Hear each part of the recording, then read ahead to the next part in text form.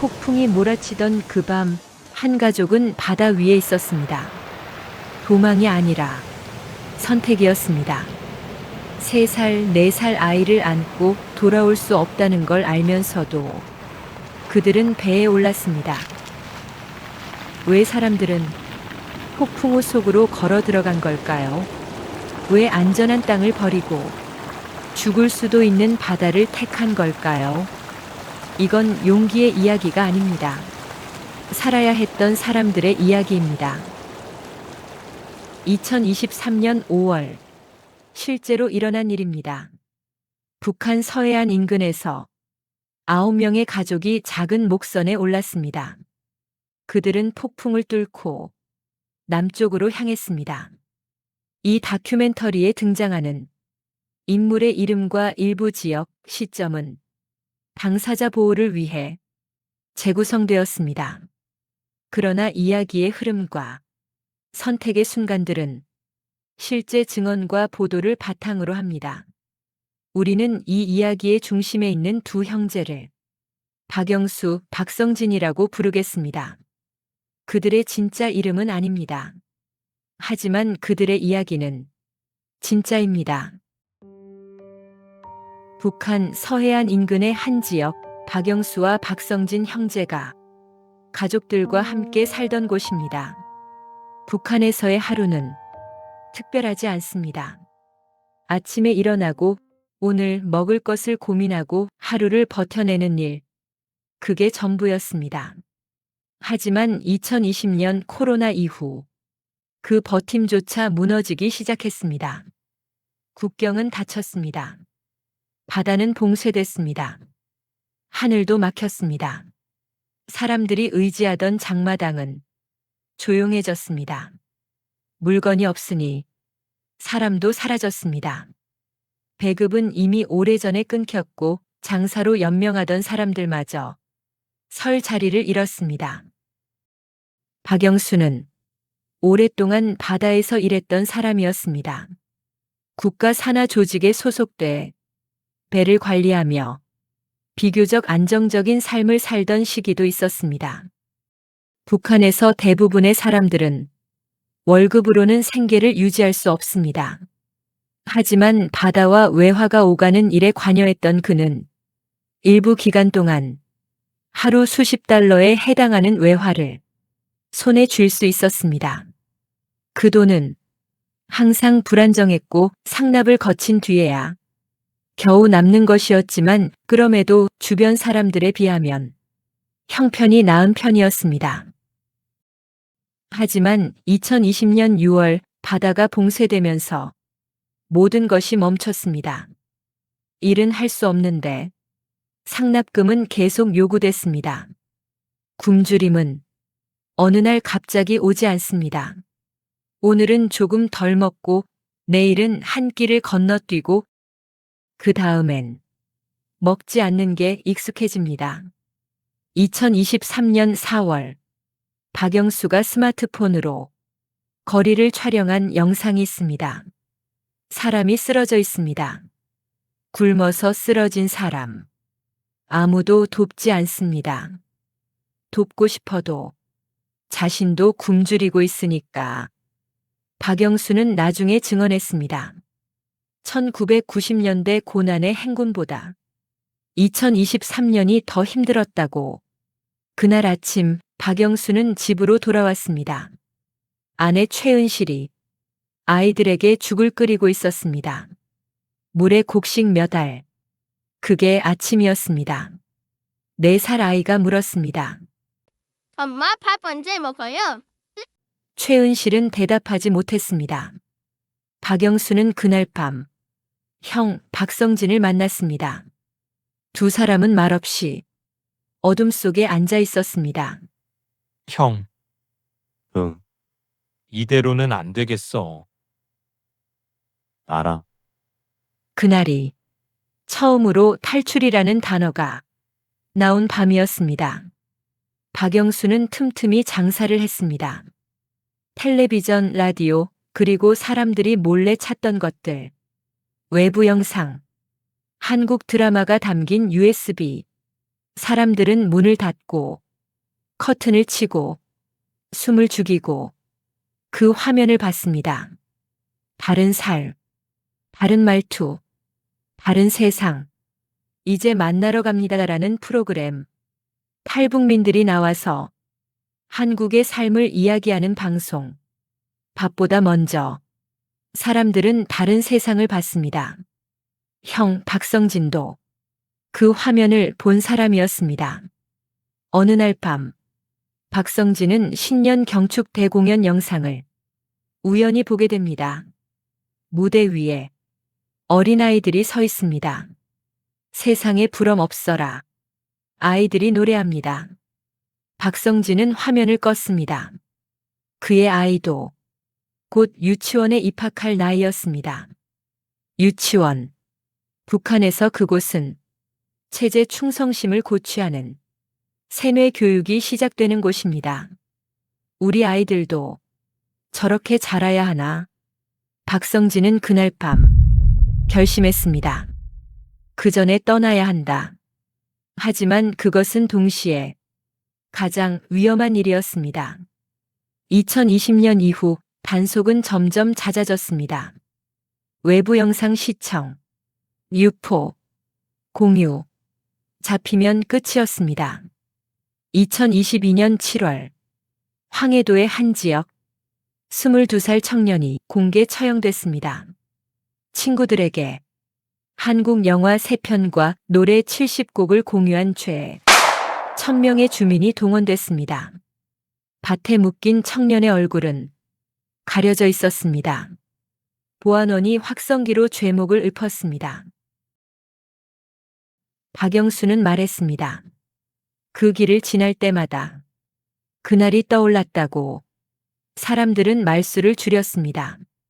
이웃도 믿지 않게 됐습니다. 인민반장이 감시했고 보위부가 감시했습니다. 탈북한 가족이 있으면 그 집은 평생 감시당합니다.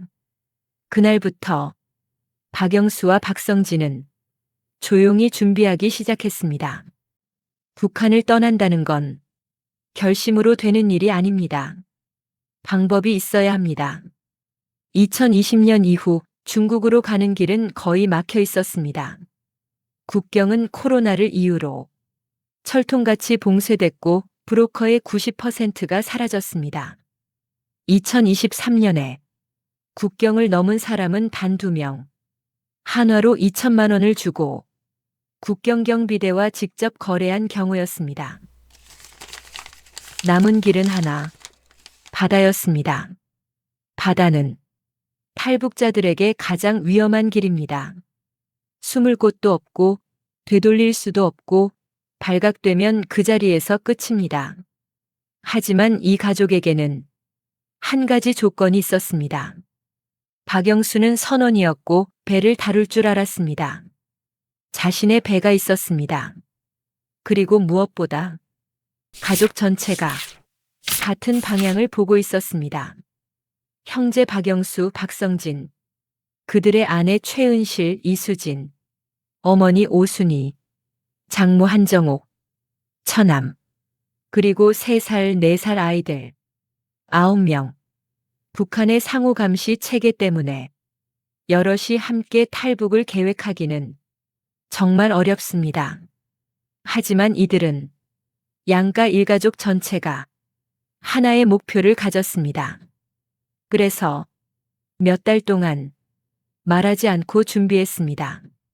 처음 계획한 출발지는 항구 부두였습니다. 하지만 그곳은 너무 위험했습니다. 순찰이 많았고 사람들의 눈이 많았습니다. 장소를 바꿨습니다. 한적한 해변. 하지만 그곳에 가려면 산을 넘어야 했습니다. 그 산은 온통 지뢰지대였습니다. 장모 한정옥이 말했습니다. 내가 안다. 내가 앞장설게. 그녀는 이 지역에서 오래 살았던 사람이었습니다. 안전한 경로를 알고 있었습니다. 밤이 되면 지도 위에 손가락을 올려놓고 바람과 조류를 계산했습니다. 이날은 안 된다. 이 바람이면 가능할지도. 3번의 시도. 3번 모두 실패했습니다. 날씨가 나빠서, 순찰이 심해서, 타이밍이 맞지 않아서. 그리고 4번째. 2023년 5월 6일. 날씨는 최악이었습니다. 전날부터 비가 내렸고, 시야는 좋지 않았습니다. 사람이라면 나서지 않았을 밤. 하지만 그래서 그들은 움직였습니다. 아이들 앞에서는 아무 말도 하지 않았습니다. 3살, 4살 아이들에게 설명할 수 있는 게 아니었으니까. 결정은 어른들만의 몫이었습니다. 그날 밤 9시, 가족들은 하나둘 집을 나섰습니다. 평소처럼, 아무 일도 없는 것처럼. 하지만 모두가 알고 있었습니다. 오늘이 마지막이라는 것을. 장모 한정옥이 앞장섰습니다. 지뢰지대를 지나 해변으로 향하는 길. 한 발 한 발. 숨소리조차 조심스러웠습니다. 어머니 오순이는 손자의 손을 꼭 잡았습니다. 조용히 해야 한다. 조금만 참아. 아이는 고개를 끄덕였습니다. 무슨 일인지 몰랐지만 엄마의 표정이 평소와 다르다는 건 알았습니다. 해변에 도착했습니다. 작은 목선, 7m, 9명이 타기에는 너무 작았습니다. 박영수가 먼저 올랐습니다. 그리고 아이들을 받아 안았습니다. 괜찮아. 무섭지 않아. 하지만 그의 손이 떨리고 있었습니다. 아이들이 소리를 낼까봐 부드러운 곡물 자루로 감싸 안았습니다. 혹시라도 붙잡힐 경우를 대비해 칼과 독약도 준비했습니다. 말하지 않았지만 모두가 알고 있었습니다. 돌아갈 수는 없다. 오후 11시, 박영수가 시동을 걸었습니다. 배가 움직이기 시작했습니다. 파도가 높았습니다. 배가 흔들렸습니다. 물이 계속 들어왔습니다. 박성진이 펌프로 물을 퍼냈지만 파도가 더 빨랐습니다. 연료, 식량, 옷까지 모든 것을 준비했지만 자연 앞에서는 아무것도 아니었습니다. 아이들은 곡물 자루 안에서 무서워 울고 있었습니다. 최은실이 속삭였습니다. 조용히 해야 해. 조금만 참아. 시간이 얼마나 지났을까? 30분? 1시간? 누구도 시계를 보지 않았습니다. 그저 남쪽을 향해 노를 저었습니다.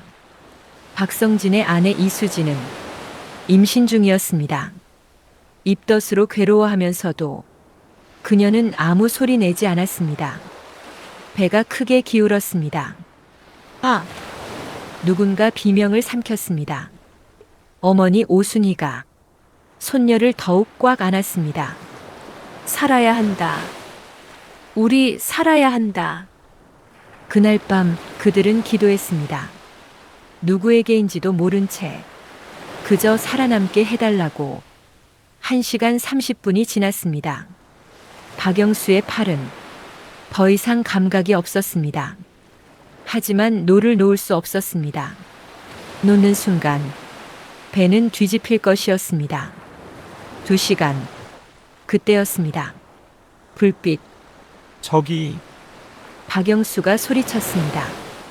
큰 배였습니다. 여기는 대한민국 해군입니다.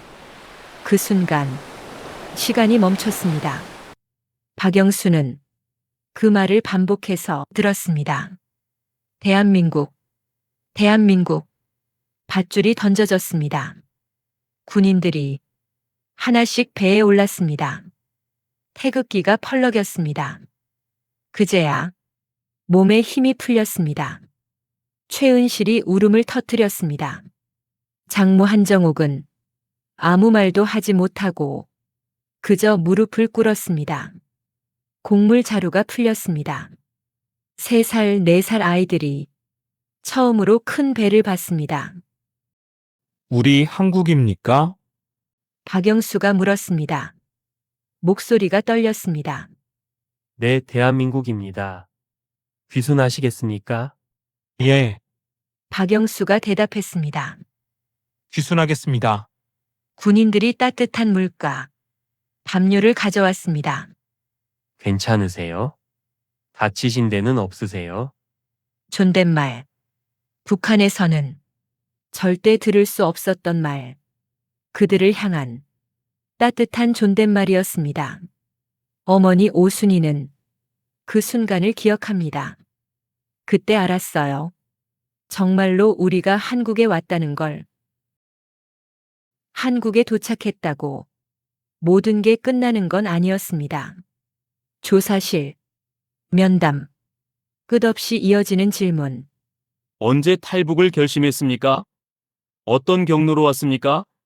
북한에 남은 가족은 없습니까? 6개월. 그들은 하나원에서 6개월을 보냈습니다. 한국어를 다시 배웠습니다. 같은 언어지만 다른 언어였습니다. 자본주의 대신 시장 경제, 동무 대신 친구, 수령님 대신 그냥 이름. 2023년 11월 하나원을 수료했습니다. 그리고 처음 타보는 지하철, 빠르게 닫히는 문, 사람들의 시선, 어디서나 울리는 안내음, 신기한 것 투성이지만 동시에 두려웠습니다. 최은실이 4살 아이의 손을 잡았습니다. 엄마, 여기 사람 많아요. 응. 많지? 무서워. 괜찮아? 엄마가 있어. 하지만 최은실도 두려웠습니다. 여기서는 어떻게 살아야 하지? 박영수와 아내 최은실은 새로운 일을 시작했습니다. 형 박성진은 인권단체와 연결됐습니다. 그들은 자신들의 이야기를 세상에 전하기 시작했습니다. 어느 날 국제인권기구로부터 초청이 왔습니다. 박성진은 망설였습니다. 내가 할 수 있을까? 아내 이수진이 말했습니다. 당신이 해야 해. 아직 거기 있는 사람들을 위해서. 제네바. 박성진은 세계를 향해 증언했습니다. 북한에서는 한국 영화를 본 것만으로 공개 처형당합니다. 굶어 죽는 사람들이 길거리에 쓰러져 있습니다. 제 고향 사람들은 지금도 고통받고 있습니다. 자유는 왔지만 익숙함은 오지 않았습니다. 그들은 다시 배워야 했습니다. 말하는 법, 걷는 법, 살아가는 법을, 그리고 무엇보다 자유롭게 사는 법을. 이 가족의 이야기는 여전히 계속되고 있습니다. 이 이야기는 실화입니다. 2023년 5월 실제로 황해 인근에서 9명의 가족이 목선을 타고 탈북했습니다. 그들은 모두 무사히 대한민국에 도착했습니다. 다만 안타깝게도 그중 한 분은 귀순 1년여 만에 사고로 세상을 떠났습니다. 하지만 그가 남긴 증언과 목소리는 여전히 울려 퍼지고 있습니다. 이 가족은 영웅이 아닙니다. 역사를 바꾼 인물도 아니고 특별한 사람들도 아닙니다. 그저 아이들에게 다른 삶을 주고 싶었던 평범한 사람들이었습니다. 지금 이 순간 최은실의 아이들은 한국의 유치원에 다니고 있습니다. 엄마, 오늘 친구랑 놀았어. 아이가 뛰어옵니다. 최은실은 그 순간을 기억합니다. 폭풍우 치던 밤 곡물 자루 안에서 두려움에 떨던 그 아이를, 그리고 지금 자유롭게 웃고 있는 이 아이를. 이 이야기를 들은 여러분은 어떤 생각이 드셨나요? 만약 여러분이라면 같은 선택을 할 수 있었을까요? 폭풍우 치는 밤 3살, 4살 아이를 안고 바다로 나갈 수 있었을까요? 이 질문은 어느 한 나라의 이야기가 아닙니다. 우리 모두의 이야기입니다. 자유란 무엇인가? 인간의 존엄이란 무엇인가? 그리고 우리는 지금 무엇을 위해 살고 있는가? 2023년 한 해 배를 타고 서해를 넘어 탈북한 사람은 15명으로 알려져 있습니다. 이 가족 9명, 그리고 동해로 넘어온 몇 명. 우리가 아는 것은 그것뿐입니다. 얼마나 많은 사람이 시도했다가 실패했는지, 얼마나 많은 배가 폭풍 속에 가라앉았는지, 얼마나 많은 가족이 바다 밑에 잠들어 있는지 아무도 모릅니다. 지금 이 순간에도 북한에서는 누군가가 자유를 꿈꾸고 있습니다. 바다를 바라보며, 남쪽을 바라보며 언젠가를 기다리고 있습니다. 어두운 방 안에서 한국 드라마를 보며 숨을 죽이고 있습니다. 아이의 손을 잡고 언젠가는이라고 속삭이고 있습니다. 그들의 이야기는 아직 끝나지 않았습니다. 그리고 이 이야기를 듣고 있는 여러분, 지금 여러분이 서 있는 이 땅, 자유롭게 숨 쉬는 이 공기, 두려움 없이 말할 수 있는 이 순간이 누군가에게는 평생을 걸어 찾아야 하는 꿈이라는 것을 기억해 주십시오. 폭풍우를 헤치고 바다를 건넌 한 가족의 이야기를, 그리고 아직도 어둠 속에서 자유를 꿈꾸는 그 모든 사람들을